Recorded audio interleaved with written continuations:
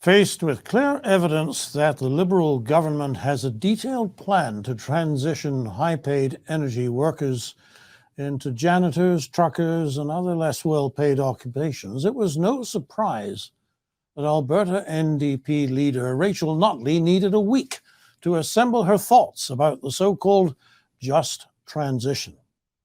After all, what could she possibly say? First, there was nothing just about it. A ministerial cheat sheet came right out and said it.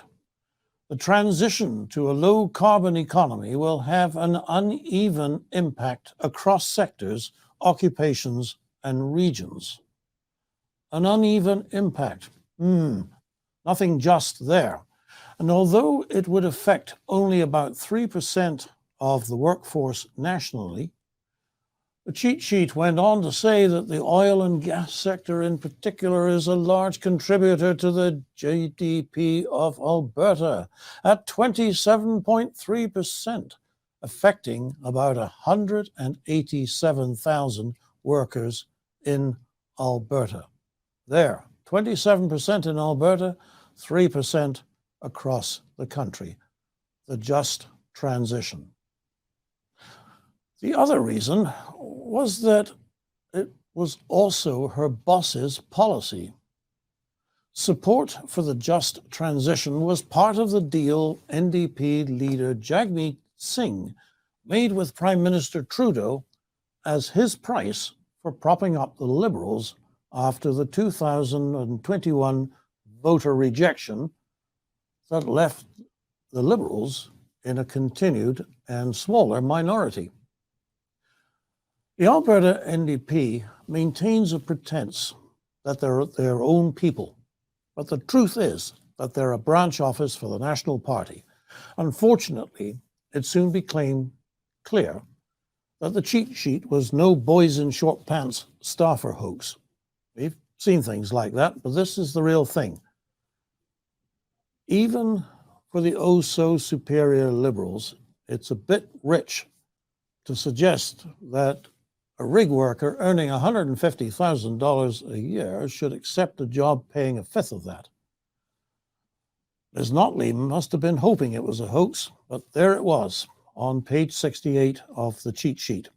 And then to remove all doubt, Environment Minister Jonathan Wilkinson stepped up to own it.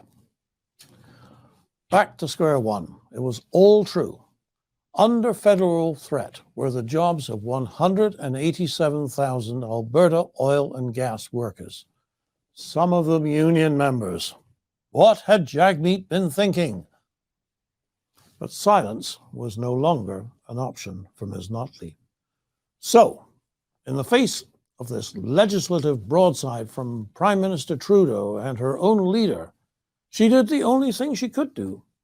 She returned fire at Premier Danielle Smith, accusing her of dropping levels of incompetence and leading a government that was asleep at the wheel. Well, that fizzled. The Just Transition Plan has been quietly percolating since Trudeau went to Paris in 2015. Smith has been Premier for 3 months. Then, as it was now pretty clear that everybody was starting to understand why the Alberta Sovereignty Act was looking good all of a sudden, she found religion. Notley pulled herself up to her full height, took a deep breath, and urged her friends in Ottawa to not go so fast. She said, "My view is that the federal government has to put the brakes completely on its legislative plans for this spring with respect to the sustainable jobs legislation. In other words, do whatever you like in June, but please don't make me fight an election on this."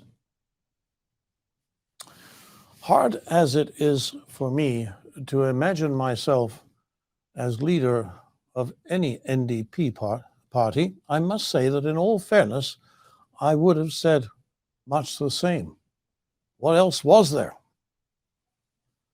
And I would have expected the rebuke that Smith handed to her. Smith said, "I don't want to pause just transition until after the election. I want it gone forever, dead on arrival, a distant bad memory.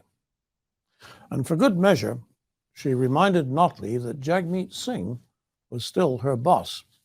That would be the Jagmeet Singh who has so far failed to come to Notley's rescue in any meaningful way, from which one can deduce how much he will come to the aid of anybody in Alberta or anywhere else who's lining up for their dustpan and broom.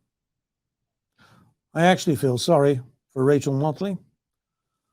After all the provisos and the considerations declared, there is still only one proper response for any Alberta leader to any federal proposal that will gut the provincial economy. Alberta will fight. Alberta would be right. And I am not doing it. There will be no just transition on my watch.